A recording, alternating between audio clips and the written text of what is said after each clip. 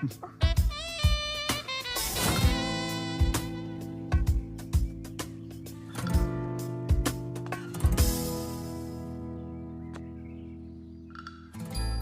এত রাতে ওর রুমে এসেছে আর আমি কিনা এখনো ওকে নিয়ে ভাবছি।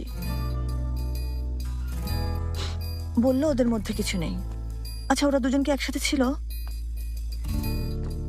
হ্যাঁ, আমি কেন এসব ভাবছি? ওদের যা খুশি করুক।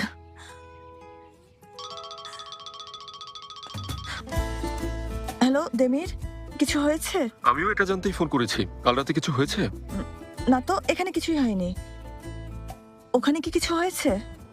কি বলছো এসব? হ্যাঁ, মানে সবকিছু ঠিক আছে তোমার বাবার সাথে? আমি আগেও বলেছি বাবা আসবে না। আমার কথা বিশ্বাস হয় না? না মানে সকাল সকাল ফোন করলে তাই। তোমার খবর নিতে ফোন করেছি। তোমার বাবা মার কি অবস্থা? জানি না।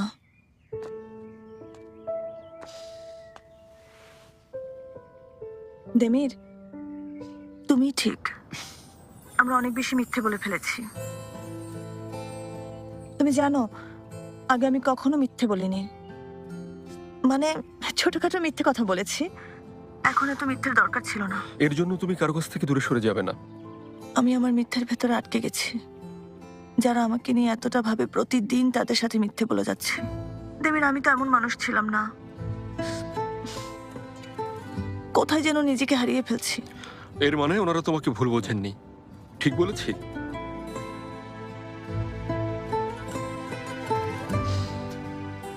দেমির, আমরা একটু দেখা করতে পারি?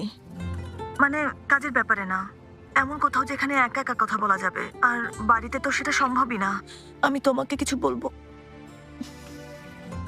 দেমির, চলো আজ আমরা একসাথে খাবার খাই। দুপুরে কেমন হয়? ভালো। ঠিক আছে, তাহলে দুপুরে দেখা হচ্ছে। দেখা হচ্ছে।